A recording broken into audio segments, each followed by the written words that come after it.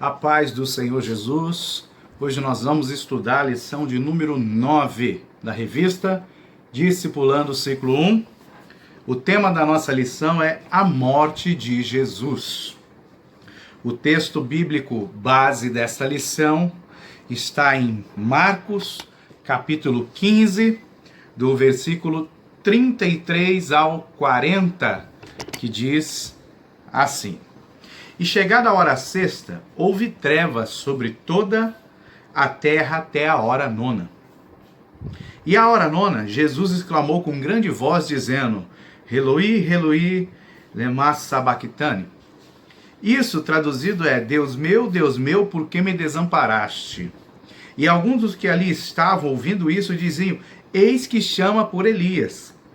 E um deles correu a embebedecer uma esponja em vinagre, pondo-a numa cana, deu-lhe a beber, dizendo: Deixai-a, vejamos se virá Elias tirá-lo. E Jesus, dando um grande brado, expirou, e o véu do templo se rasgou em dois de alto a baixo. E o centurião, que estava defronte dele, vendo que assim clamando expirara, disse: Verdadeiramente este homem era o Filho de Deus. Também ali estavam algumas mulheres, olhando de longe, entre as quais também Maria Madalena e Maria, mãe de Tiago, o menor de José e Salomé.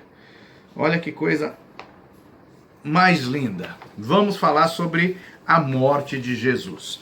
Quando o apóstolo Paulo nos ensina sobre a ceia do Senhor, aquilo que ele aprendeu diretamente do Senhor por revelação divina, não estava nas Escrituras, ele não aprendeu dos apóstolos e nem de Jesus Cristo enquanto esteve aqui na terra. Ele aprendeu diretamente através do Senhor Jesus, do Espírito Santo, revelando para ele o significado e o propósito da ceia.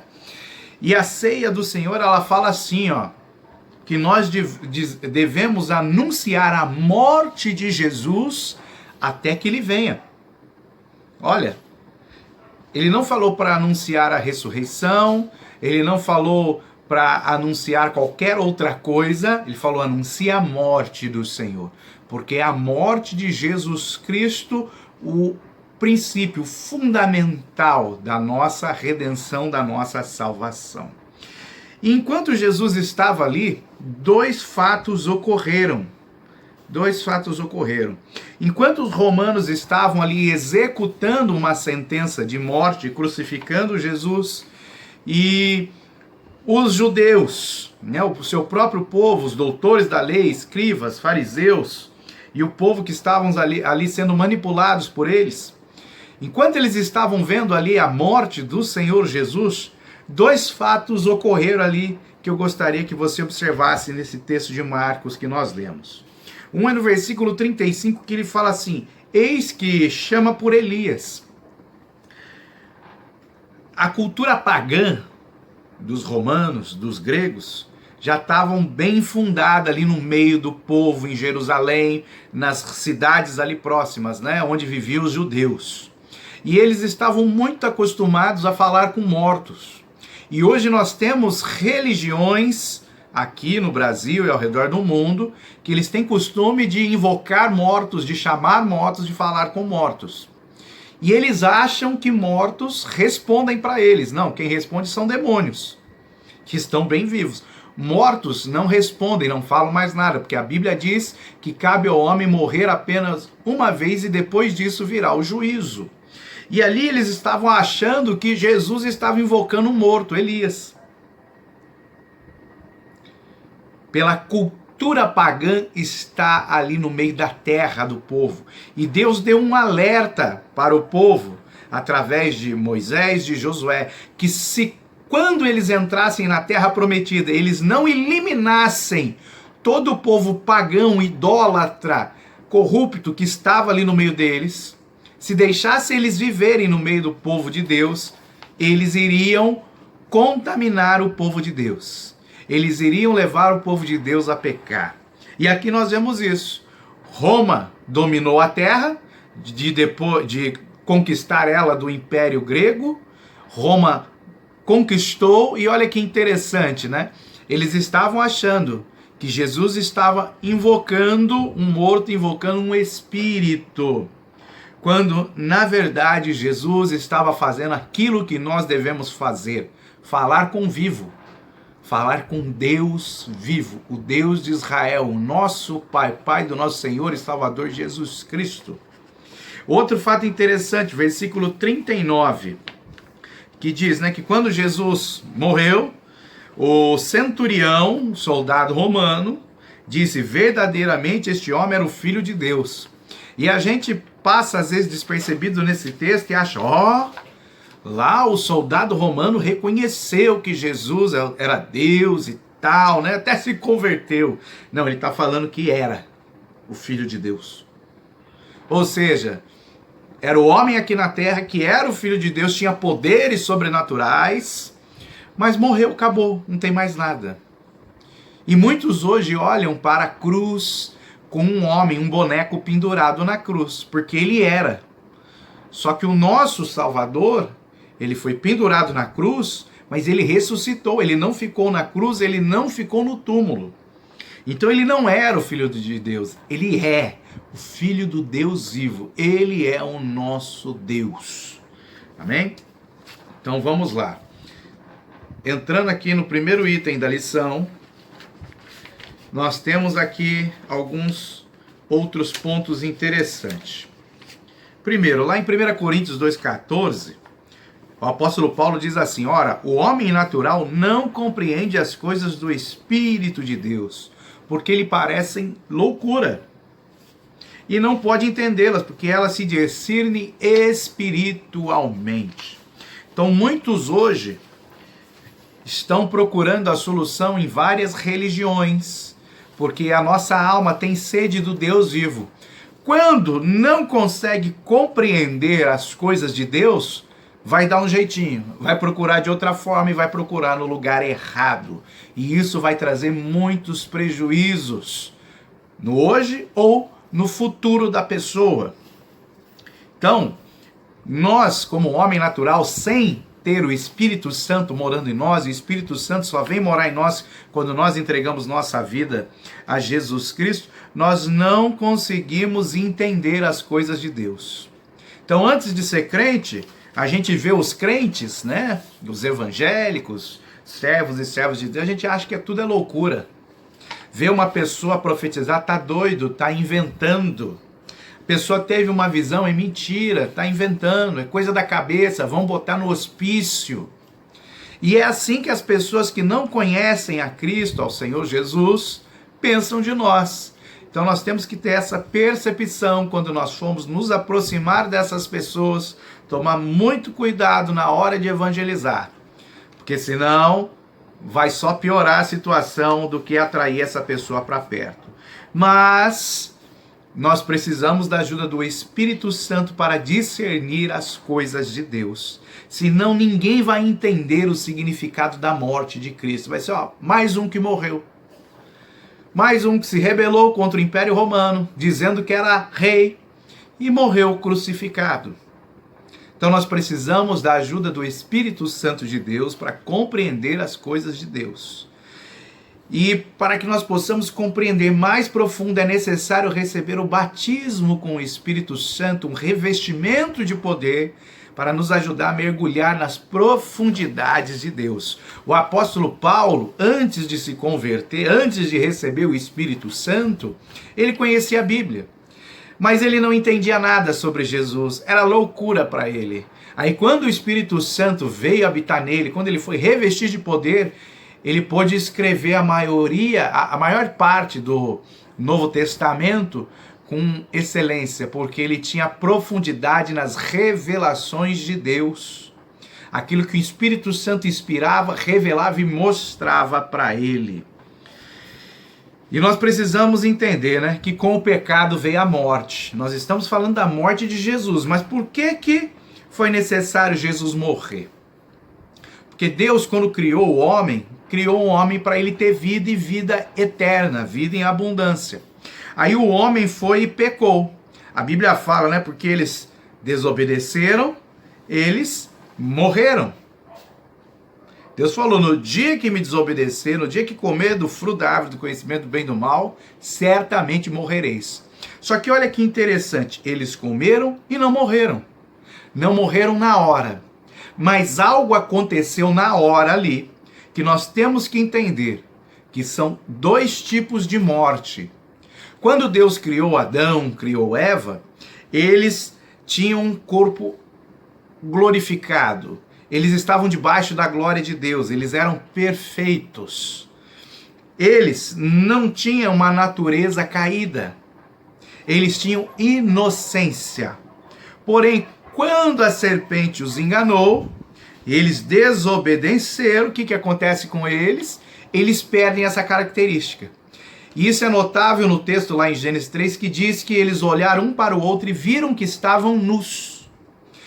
Ou seja, toda a visão espiritual que eles tinham antes de pecar foi tirada. Eles ficaram cegos do seu entendimento e começaram a ver as coisas de forma natural, que é o texto que nós lemos. As coisas de Deus só podem ser discernidas em espírito. E Adão e Eva, quando pecaram, eles perderam essa visão, esse discernimento espiritual e passaram a ficar cegos.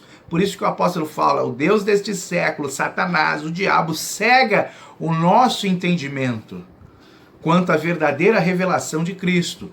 Então nós precisamos que o Espírito Santo venha tirar a venda dos nossos olhos. Então quando eles pecaram, eles morreram espiritualmente, eles perderam a visão espiritual. E depois de muitos anos, eles vieram a morrer fisicamente. E isso acontece conosco hoje. Tem pessoas que não conhecem a Cristo, que vivem no pecado, elas pecam e não morrem. Mas Deus falou, no dia que pecar vai morrer. Deus falou, o salário do pecado é a morte, só que elas pecam e não morrem. Lembra que eu falei? São duas mortes. Quando elas pecam, elas morrem espiritualmente, elas ficam cegas para as coisas de Deus. Elas continuam vivas nessa terra. Agora elas começam a ver só o natural. O espiritual fica cegado. Ela não consegue mais ver o espiritual. E daqui a algum tempo, ela vai morrer fisicamente também, assim como aconteceu com Adão e Eva. Então nós temos dois tipos de morte. A morte espiritual, que nos cega para o verdadeiro conhecimento de Deus, e temos a morte física. Então o pecado, ele trouxe a morte espiritual, e o pecado trouxe a morte física para o povo. A morte espiritual é na hora. Pá! Pecou, fica cego espiritualmente. Agora a morte física não. Ela demora ainda para acontecer, porque a Bíblia diz que Deus é longânimo para se irar, para executar o juízo, ou seja, ele demora para executar o juízo, porque ele não quer que nenhum ser humano se perca, mas que todos sejam salvos. Porque pensou, se a pessoa peca, ela morre? E a Bíblia nos ensina que só de um pensamento impuro a pessoa morreria? Que é porque é pecado. Se ela falar uma mentirinha, ela morreria, porque é pecado, não teria mais ser humano na face da terra. Acho que nem chegaria a ter, Adão já teria morrido logo no início. Então, primeiro nós temos a morte espiritual e depois a morte física. Por que eu não morro quando eu peco, se o salário do pecado é a morte? Você não morre fisicamente, porque Deus está ainda dando tempo para você se arrepender.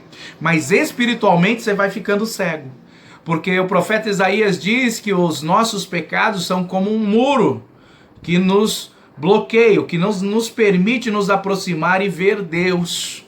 Então cada pecado que eu vou cometendo é um tijolinho que vai sendo colocado no muro que impede o meu relacionamento com Deus. E isso levou, aquilo que nós chamamos da ruptura de Deus com a humanidade, o afastamento de Deus com a humanidade, a perda da intimidade com Deus para ser melhor. E lá em Hebreus capítulo 1, do versículo 1 ao 3, nós vemos que Deus já falou de várias maneiras pelos pais, falou pelos profetas, falou pelos sacerdotes, falou por servos e servas deles, para que o povo se arrependesse, mas eles não deram ouvidos. E agora ele está falando através do Filho. Opa, mas peraí.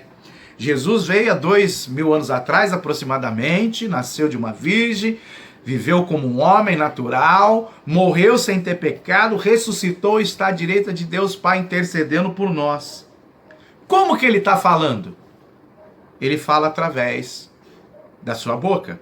A sua boca está ligada a um corpo. E a Bíblia diz, Paulo nos ensina que o corpo de Cristo é a igreja. Cristo é a cabeça. Nós temos que ter a mente de Cristo. Cristo é o cabeça, nós somos o corpo aqui na terra. Então Cristo, Filho, ainda está falando aqui na terra. Até que a igreja seja tirada, seja arrebatada, aí vai se calar. Vai haver um silêncio. Então nós precisamos entender que Deus está dando oportunidade, já deu muita oportunidade antes de Jesus vir. Depois que Jesus veio, ele está ainda dando oportunidade para a humanidade ouvir a mensagem que a igreja tem para pregar. Por isso que lá na ceia, Paulo fala, anunciai a morte de Cristo até que ele venha. Então é muito importante você compreender essa lição que fala sobre a morte do Senhor Jesus. E nós precisamos entender que quando houve essa ruptura, esse afastamento, essa quebra dessa intimidade, ela foi por causa do pecado. E Deus deu uma alternativa para o povo, através da lei e através de sacrifícios, para que eles pudessem novamente se aproximar de Deus. Só que tem um detalhe muito lindo nisso. Quando o povo pecava no Antigo Testamento, eles levavam um animal, ofereciam esse animal em sacrifício, porque o salário do pecado é a morte. Então a pessoa pecou lá 4.000 anos atrás. Aí qual era a sentença dela? A morte.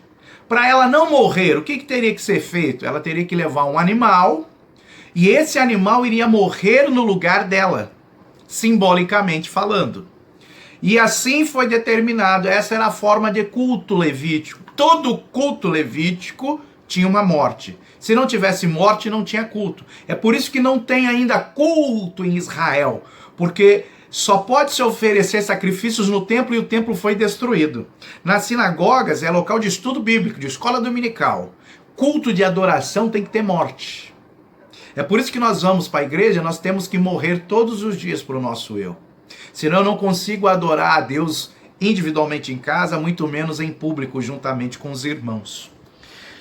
E quando Deus estipula essa forma, né, era necessário que um animal morresse, que o sangue fosse derramado, para que a pessoa simbolicamente tivesse o perdão de seus pecados. Só tem um detalhe nisso. Quando o animal morria, o pecado da pessoa ele era coberto. Então, por exemplo, esse é o pecado. Matei um animal, sumiu, não tem mais animal. Pecado foi coberto. Quando Jesus veio e morreu, a Bíblia fala lá em Hebreus que ele foi o sacrifício perfeito. Que o sacrifício de Jesus é tão perfeito que não precisa mais que animais morram, que o sangue de animais seja derramado para nós recebermos o perdão. Tem um detalhe maravilhoso nisso. Lembra, no Antigo Testamento, quando o animal morria, era coberto o pecado, né? Esse é o pecado, vem e cobre. Quando cobre, você não enxerga mais o pecado, mas o pecado continua lá, escondido. Quando Jesus morreu, o seu sacrifício foi tão perfeito que o pecado, ele não vai ser mais coberto, escondido. Agora ele vai ser tirado. Ele vai sumir, vai ser lançado no mar de esquecimento. O pecado vai desaparecer, porque o sacrifício de Jesus é um sacrifício perfeito. E você vai entender isso lendo lá Hebreus 7, 8, 9. Ok? E é esse sacrifício perfeito que vai restaurar a nossa comunhão com Deus, a nossa intimidade com Deus. Sem esse sacrifício, sem a morte de Jesus, não existe vida eterna para ninguém. Não existe. Nós precisamos também entender o significado dessa morte, que nós chamamos do significado da cruz. E o apóstolo Paulo, ele fala sobre isso lá em 1 Coríntios 1,18. Ele fala, né, a palavra da cruz é loucura para os que perecem, mas para nós que somos salvos é o poder de Deus. Isso ele está colaborando com a informação que ele falou em 1 Coríntios 2,14, que ele fala, o homem natural não compreende as coisas de Deus. Por que não compreende? Aí você vai lá para 1 Coríntios, capítulo 1, 18, que ele fala, né? O homem natural não compreende as coisas de Deus. Por quê? Porque eles perecem. Lembra? O homem natural está em pecado, porque não tem a Jesus Cristo. Ele não morre fisicamente, porque Deus dá tempo que ele se arrependa, mas ele está num processo de perecimento, ele está morrendo aos poucos fisicamente, sem ter o espiritual dele restaurado. E isso vai levá-lo a um local chamado de lago de fogo e enxofre, que é pior do que o inferno. Então, o apóstolo Paulo fala, né? A palavra, a mensagem da cruz, para aqueles que não têm o Espírito Santo é loucura. Mas para nós que aceitamos a Jesus, recebemos o Espírito Santo de Deus, para nós que somos salvos, é o poder de Deus.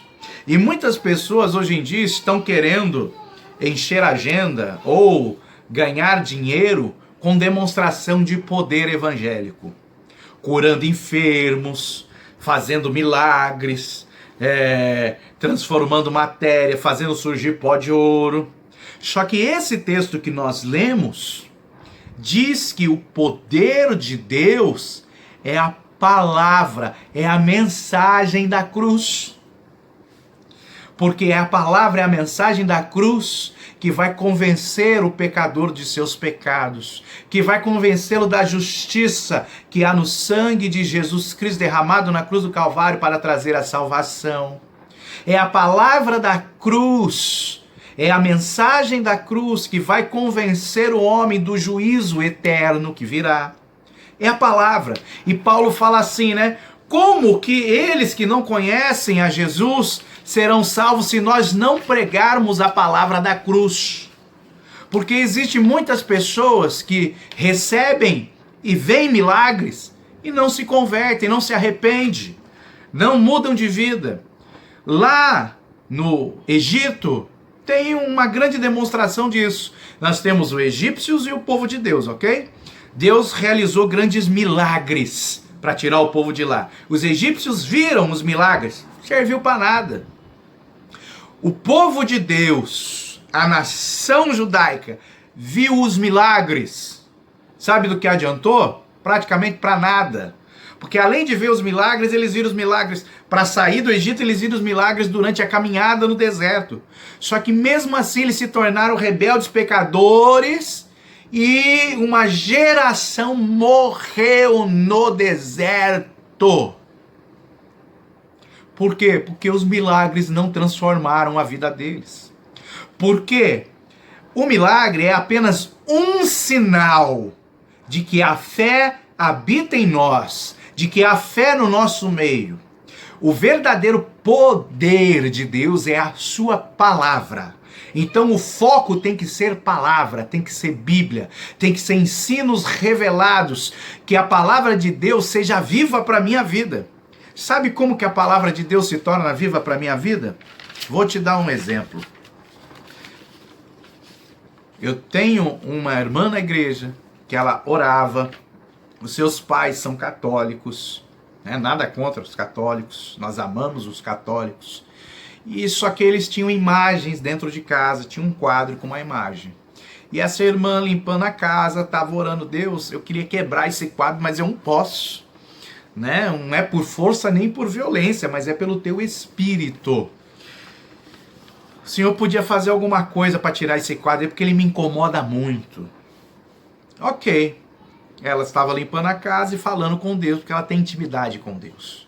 Depois de um certo tempo, ela estava na cozinha, sentada, almoçando com sua mãe, e elas ouvem um barulho. Quando elas vão até o local, o quadro tinha explodido, sem ninguém colocar a mão nele. De forma sobrenatural, Deus respondeu à oração da irmã. E a mãe ficou sem saber o que aconteceu. Tá, mas o que isso tem a ver com a Bíblia? Tem a ver porque uma palavra, textos bíblicos se tornaram vivos na vida dessa irmã. Quando o anjo aparece a Gideão e fala, tu és um varão valoroso, ele dá uma missão para ele. A missão é derrubar os ídolos da casa de seu pai. Por quê? Porque quando você crer, será salvo tu e a tua casa, não é você e seu vizinho. Então primeiro eu tenho que buscar a salvação dos meus familiares, pagar um preço, lutar para que eles sejam salvos.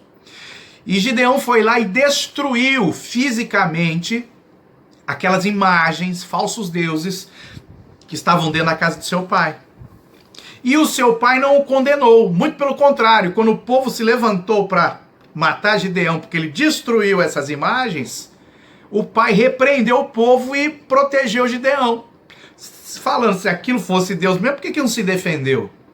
Então, ou seja, isso que aconteceu na vida de um servo, varão valoroso, aconteceu na vida de uma serva, de uma varoa valorosa, que, não por força nem por violência, mas através da fé, da ação do Espírito Santo, usando a palavra de Deus, que é poder para transformar e salvar, Deus respondeu à oração e destruiu aqueles falsos deuses que estavam na casa de seus pais, assim como aconteceu com Gideão. Isso é a Bíblia se tornar viva para nós. As nossas experiências têm que ter embasamento bíblico, porque senão o diabo dá experiência também, sabia? Então nós temos que viver a palavra. Esse é o poder de Deus nas nossas vidas. Isso é um testemunho de fé para aqueles que estão ali pelejando, lutando, orando para que seus familiares sejam salvos. Que o poder de Deus se manifeste na vida dele. O poder de Deus, entenda, não é o quadro quebrar, isso é um sinal de fé. O poder de Deus é a palavra que vai entrar no coração das pessoas e transformar elas. Esse é o poder de Deus. E isso é loucura, às vezes até mesmo para os crentes, porque os crentes acham que ter poder é fazer sinais. Não, isso não é. Isso é um sinal. O poder de Deus é a palavra que entra no coração e transforma. Isso é o poder de Deus. Tanto que nós não vemos João Batista fazendo milagres visíveis. Mas a palavra de João, o poder que estava na palavra de João, entrou no coração de milhares de pessoas de várias cidades que foram até ele no deserto, se arrependendo, confessando o seu pecado e mudando de vida. Esse é o poder de Deus que transforma. Ele não precisou levantar o paralítico, curar o cego. Não precisou multiplicar o pão, transformar pedra em pão, transformar bijuteria em ouro. Não precisou. Ele usou da palavra, e a palavra de Deus tem poder para transformar as pessoas. Ok? Outra coisa, a palavra de Deus, essa mensagem é escândalo para o mundo e escândalo para os judeus. E isso é tão escandaloso para os judeus que a morte de Jesus foi feita da pior forma possível. Ele foi levantado numa cruz. E a cruz era a pior morte que se achava no Império Romano, no Império Grego, no Império Sírio, na Antiguidade. Jesus morreu como o pior de todos os criminosos. E isso é escândalo para os judeus. Uma pessoa vinda deles mesmo, que estava ali na condição de um profeta, que o povo chamava ele de profeta, não reconhecia ele como Deus, mas reconhecia como profeta, profeta do Deus Altíssimo, morrer de uma forma escandalosa. Morreu como uma serpente, como um traidor, como um pecador. E nós vemos no texto mais famoso do Novo Testamento, João 3,16, que Deus amou o mundo de tal maneira, que deu seu Filho unigênito, tal. Se você lê alguns versículos antes, você vai ver Jesus ensinando Nicodemos, antes de morrer, que ele iria morrer crucificado de uma forma vergonhosa, porque isso já tinha sido profetizado. Isso foi profetizado através de um ato que Deus mandou Moisés fazer, de levantar um mastro de bronze, um mastro no deserto, e colocar uma serpente de bronze sobre ele. Ou seja, uma serpente colocada sobre um madeiro, porque Jesus iria morrer levantado no madeiro, como uma serpente, como um traidor, como um pecador, porque a serpente estava ali simbolizando o pecado, o pecador, aquela ação de Satanás feita no Éden. Então isso foi um escândalo, e é um escândalo para os judeus e para o mundo. Como que o homem, né, que bilhões de pessoas creem que é o Salvador, morreu de uma morte tão humilhante? Como que pode ser isso? Então, é isso que traz. E nós precisamos entender algo, ó. Tem um texto lá em João, capítulo 12, versículo 32 a 34, que diz assim: E eu, quando for levantado da terra, Jesus falando, todos atrairei a mim. E dizia isso significando que morte havia de morrer. Respondeu-lhe a multidão: Nós temos ouvido da lei que o Cristo permanece para sempre. E como dizes tu que convém que o Filho do Homem seja levantado? Olha que interessante. A cultura helenística, a cultura greco-romana, entrou tão profundo na vida do povo judeu, do povo de Deus, que eles estavam esperando um Salvador super-homem. O super-homem, ele não morre, ele tem superpoderes. Só a criptonita que pode enfraquecê-lo, que seria o pecado. Jesus não pecou, então o pecado não pode enfraquecê-lo. Então eles estavam esperando o super-homem para resgatá-los, para destruir o Império Romano e conquistar todas as nações da terra e obrigar a todos a seguir a lei de Deus. Por quê? Porque isso era a história que o diabo colocou na vida dos povos pagãos. E quando esses povos vieram ali a dominar os judeus, a viver junto com eles, a sua cultura pagã passou a entrar na cultura judaica, que até então era baseada totalmente na lei de Deus. Só que quando há uma mistura, a lei de Deus começa a perder o sentido, porque a Bíblia assim é sim, sim, não, não. Não viva no meio dos povos pagãos, diz. Por quê? Porque você vai se contaminar. Alerta dada a Moisés e Josué, que a gente já falou aqui. E hoje em dia, a cultura do mundo, ela é antibíblica. E quando eu começo a mergulhar nessa cultura mundana, na cultura do mundo hoje, contemporânea, e trago ela para a minha vida, ela vai começar a distorcer o verdadeiro significado da palavra de Deus.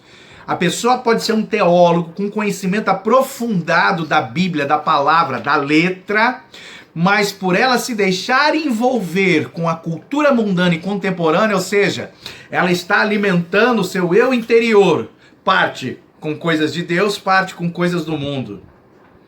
E às vezes a carga que vem do mundo é grande, e ela acaba perdendo o sentido da fé. Eu já conheci pastor, escritor de livros, congressista, que roda o mundo inteiro ensinando a Bíblia, que numa viagem esqueceu um remédio em casa, controlado, que tomava, e estava passando muito mal, quase ficando doido, porque não tinha um remédio. Aí tiveram que conseguir o remédio rapidamente para ele poder continuar lá com o seminário e tal que ele estava fazendo. É pastor. E a fé fica onde? Pior que foram outros pastores, outros membros da igreja que foram correr atrás.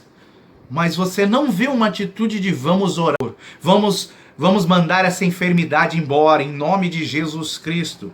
Você não vê essa atitude, porque a cultura mundana, a cultura contemporânea já entrou, então é mais fácil eu pegar um remedinho, tomar e fico bem, em vez de jejuar, porque lá em Isaías 58 fala que o jejum vai trazer cura para a nossa alma.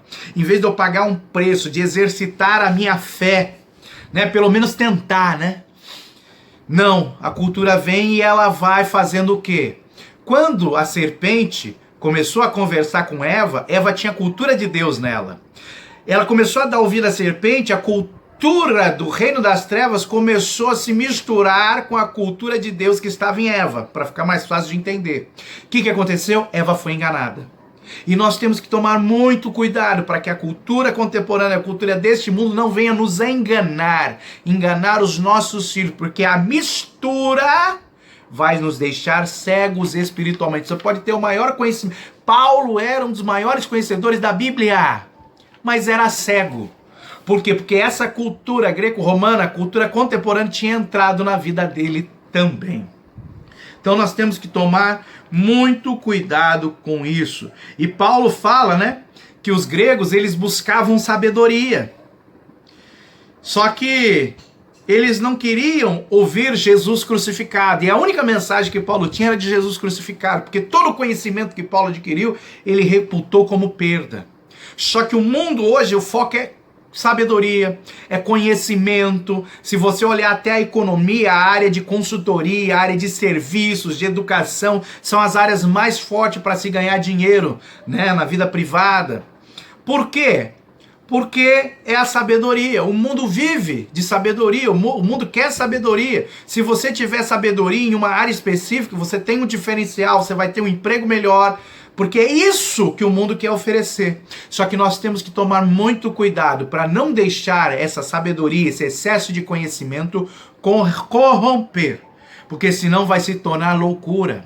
Na cultura grega, eles viam, né, homens imortais, semideuses, filhos dos deuses. Então você tinha Deus e tinha o deusinho. Eles viviam isso e eles acreditavam de todo o coração. Por isso que quando Jesus foi crucificado, eles falaram, né, mas o Cristo Messias, ele não morre. Ele é um deusinho. Ele é imortal. Porque a cultura já tinha disseminado. Então nós temos que tomar muito cuidado. Você que está ali se colocando na posição de discípulo de Jesus Cristo, cuidado com o que você ouve. Muito cuidado com o que você lê, com o que você vê. Muito cuidado, foca na Bíblia. Foca nos ensinos verdadeiros da palavra de Deus. É bom você ter conhecimento, é bom. Mas você tem que pensar assim, ó. Vamos pegar quantidade de dedos. Ó, 1, 2, 3, 4, 5. Nível de conhecimento do mundo. 1, 2, 3, 4, 5. Nível de conhecimento de Deus. A proporção tem que ser assim, ó, para cada nível 1 de conhecimento do mundo, eu tenho que ter no mínimo 3 de nível de conhecimento de Deus. Só que a realidade hoje é diferente, porque muitas pessoas se convertem depois da juventude verdadeiramente, né? Então elas têm ali uma carga de 15, 20, às vezes 30 anos de conhecimento mundano.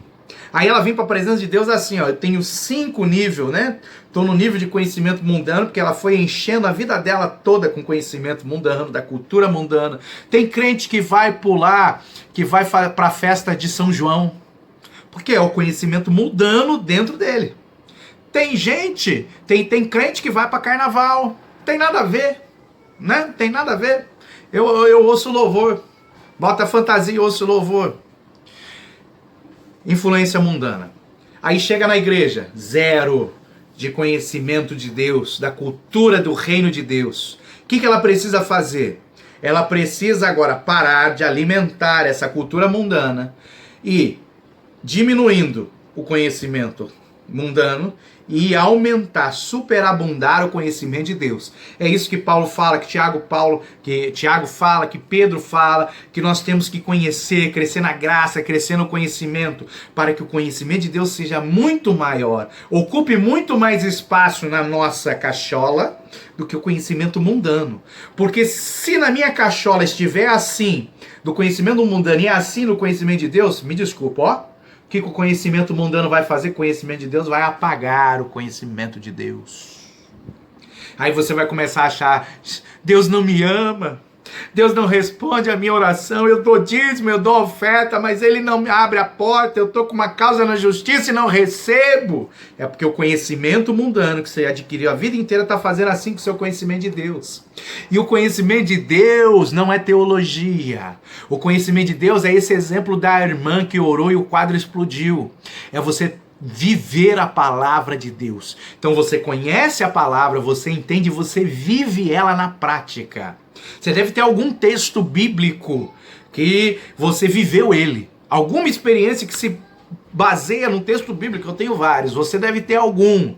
Isso é o poder de Deus nas nossas vidas. Então a cultura grega na época era para trazer o Superman. E os judeus pegaram isso. O Messias tem que ter o Superman. E Deus não. Deus veio para Ó, a cultura mundana enganou. A serpente enganou Eva, cegou. A cultura mundana enganou os judeus. A cultura mundana quer enganar a igreja. Deus faz o contrário. Cuidado. Porque as coisas de Deus nós não entendemos com a nossa sabedoria humana. Nós entendemos através do Espírito Santo. E para que o Espírito Santo venha nos dar entendimento, nós precisamos passar tempo na presença dele e ter intimidade com ele. Ok? Agora, nós vemos na morte de Cristo a nossa redenção. Entendemos, né? Essa influência que impactou lá atrás, impacta hoje aqui a nossa vida. Então nós temos que entender alguma coisa. Lá atrás, né, continuando com essa questão da cultura do mundo, começando lá no Éden, a serpente falou para Eva, ó, presta atenção nisso, tá? Presta atenção. Se você comer do fruto, sereis como Deus. Se comer como fruto, serei como Deus. Ou seja, ela tinha que praticar uma obra para poder alcançar a divindade, vamos assim dizer, né? Para poder ter algo em troca. Foi isso que a serpente implantou. Porque Deus falou assim, Adão, não coma, porque do dia que comer morrerás. Adão precisava crer. E a crença leva a uma prática. A serpente falou, não, deixa essa fé pra lá, não precisa crer não, é só você fazer. Se você fizer, os seus olhos vão ser abertos. Serás como Deus. E é isso hoje, que aquilo que nós chamamos de religião, porque religião não é isso, religião é o que está lá em Tiago, capítulo 1, último versículo. A religião hoje, influenciada pela cultura mundana, fala que nós temos que praticar boas obras, principalmente para alcançar a salvação. Aquele que for muito piedoso, praticar muitas obrinhas, vai para o céu. Mentira do diabo, desde lá do Éden, desde a fundação do mundo. Mentira do diabo. E é essa cultura que nós carregamos. E Tiago, ele nos explica. Ó, Paulo começa falando assim, a salvação não é por obras, é pela graça por meio da fé. Aí, desafio para você, lá em Efésios 2:8, Paulo fala, né? Pela graça sois salvos por meio da fé, isso não vem de vós, para que ninguém se glorie. Aí, nos próximos versículos, 9 e 10, ele vai explicar que apesar de eu não precisar fazer nada para ser salvo, eu preciso ter atitudes para manter a minha fé. Porque aquele que é salvo vai ter boas atitudes, vai praticar boas obras. Aí Tiago fala a mesma coisa, a fé sem obras é morta. Ou seja, não adianta nada eu crer e não ter atitudes. Porque quando eu creio, eu preciso ter atitude, eu preciso praticar a bondade, a longanimidade, o fruto do Espírito Santo que se revela de 9 formas na nossa vida tem que ser visível. E isso é a prática daqueles que são salvos, que ele chama de a fé em ação. E eu não posso confundir que fazer boas ações vai me levar para o céu. Fazer boas ações pode juntar pedrinhas na minha coroa, pode me trazer recompensas diante de Deus, mas nunca a salvação. E isso é uma mentira que as religiões do mundo impõem, isso é uma mentira. Tem uma religião em que fala assim, ó, você tem que se matar, que aí você vai para o céu, vai para o paraíso, vai ganhar 70 esposas, porque está ainda na mesma fala da serpente, ó, se você comer, tu vai ter um benefício. Mentira. Nada que nós fizermos aqui na terra pode nos dar a salvação. A única coisa que nos dá a salvação é a morte de Jesus Cristo. E a Bíblia fala, se com a boca nós confessarmos que Ele é o nosso Salvador, nosso Senhor, e com o coração nós cremos que Ele morreu, ressuscitou e está vivo, nós seremos salvos. Então, nós temos que sair disso, prestar muita atenção, porque nós temos a tendência de querer nos salvar, de querer fazer obras. E aquele negócio, né? Você vai pra academia, você quer sempre fazer mais, fazer mais, fazer mais. E quando não consegue, fica frustrado. Chega daqui um tempo, você cansa. E você quer fazer mais para ver resultado, mais para ver resultado. Com Deus não é assim. Então isso já é uma tendência humana. Quando a gente entra na área espiritual, a gente quer convencer a nós mesmos que nós somos salvos, porque eu trabalho muito na igreja, porque eu faço muita coisa, eu tenho muitas funções, porque eu faço isso, faço aquilo, pratico piedade. Isso não traz salvação. Nós temos uma tendência a praticar boas obras para que o nosso ego saiba, não, agora eu estou salvo, porque eu estou fazendo muita coisa. Não é assim. E nós temos que nos livrar da tentação de querer ser Deus. Né? O diabo, a serpente, falou para Eva, se comer você vai ser igual a Deus. E hoje tem muitas pessoas que querem ser Deus. Fazer milagres, prodígios e maravilhas. Ser o super santo, a super santa. Querer ser Deus. É isso que o diabo oferece. E muitos começam a ter determinado tipo de poderes, realizar sinais enganados. Porque o diabo também faz sinais. O diabo também dá poder. O diabo também dá visão, dá sonho, dá revelação, dá profecia. Tem que tomar muito cuidado com isso. Como escapar disso? Conhecendo a Bíblia e tendo intimidade com Deus através da oração. E nós também temos que nos livrar, né, da tentação de acharmos que nós somos bons. Porque desde lá de Gênesis 6, quando a humanidade estava caída, e Deus olhou para a humanidade, viu que o coração dela era ruim, mandou o dilúvio, tentou recomeçar, aí já vem o pecado através ali de Noé, dos seus filhos, e continua esse ciclo. Nós não temos uma natureza boa. Nós somos ruins por causa do pecado cometido no Éden. Nós já nascemos com essa natureza ruim. E nós queremos ser bons, né, para tentar apagar isso. Não, nós temos que entender, nós somos ruins. Nós somos ruins mesmo. E precisamos da ajuda do Espírito Santo para vencer. Paulo, ele chega a dizer que o bem que ele desejava fazer, ele não conseguia. Mas o mal que ele tentava evitar, esse via e florescia na vida dele. É a nossa natureza ruim florescendo. E nós temos que brigar com ela todos os dias da nossa vida. Buscando ser imitadores de Cristo. Olha que interessante para a gente fechar, né? A morte de Jesus foi a maior vitória que um ser humano e toda a humanidade obteve. Uma morte trouxe a vida. Ele nasceu, cresceu, morreu sem nunca ter desobedecido, sem nunca ter pecado. E isso foi uma vitória. Aí o que eu quero que você entenda? Quando Adão pecou, Paulo ensina isso. Quando Adão pecou, passou a reinar no mundo a morte e o pecado, ok? Então passou o reino das trevas, passou a reinar neste reino físico. Já expliquei isso em outras aulas. Assista lá para você ver. Adão, ele tinha uma autoridade, poder que Deus entregou para ele lá em Gênesis capítulo 1. Você vai ver lá do 26 ao 28, façamos tal, e deu poder para Adão dominar sobre toda a criação, não sobre outro ser humano, mas sobre toda a criação. Tanto que ele deu nome a todos os seres e tal.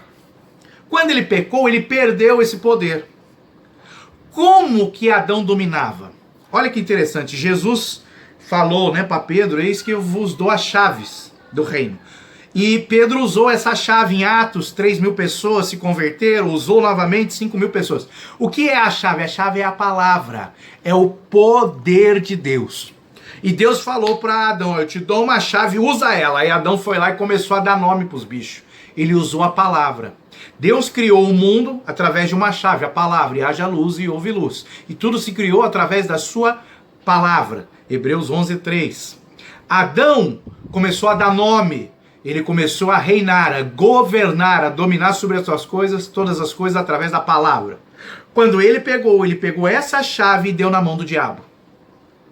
Aí o reino das trevas começou a governar sobre esta terra e sobre a humanidade. É por isso que lá em Romanos 8 diz que a natureza ainda geme, a terra geme esperando a redenção dos filhos. Então foi entregue essa chave, que era o poder de Deus, para dominar a terra, para governar a terra, foi entregue a Satanás, ao reino das trevas. Quando Jesus morre, ele toma de volta essa chave, que também é chamada da chave da vida.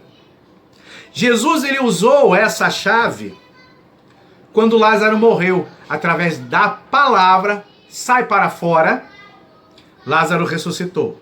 Então, o poder de Deus é a palavra, é a mensagem da cruz. O poder de Deus está na palavra. Quando Jesus morreu, ele tomou por definitivo essa chave da vida da mão do diabo. Ele tomou e deu para a igreja, e a igreja não sabe usar. A igreja não sabe governar nas regiões celestiais, ela precisa aprender isso.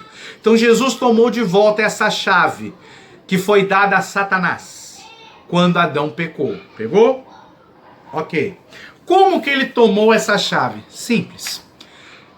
Sempre existiu uma lei chamada lei do Espírito e da vida. Quando Adão pecou, ele passou a estar debaixo da lei do reino das trevas. Aí Deus, para tentar ajudar o homem, deu a lei que nós chamamos da lei de Moisés. Só que ninguém conseguiu cumprir a lei de Moisés. E a lei de Moisés era uma simbologia, era uma tipologia, era a sombra do que viria a acontecer no futuro. Lá em Hebreus 9 e 10 fala isso.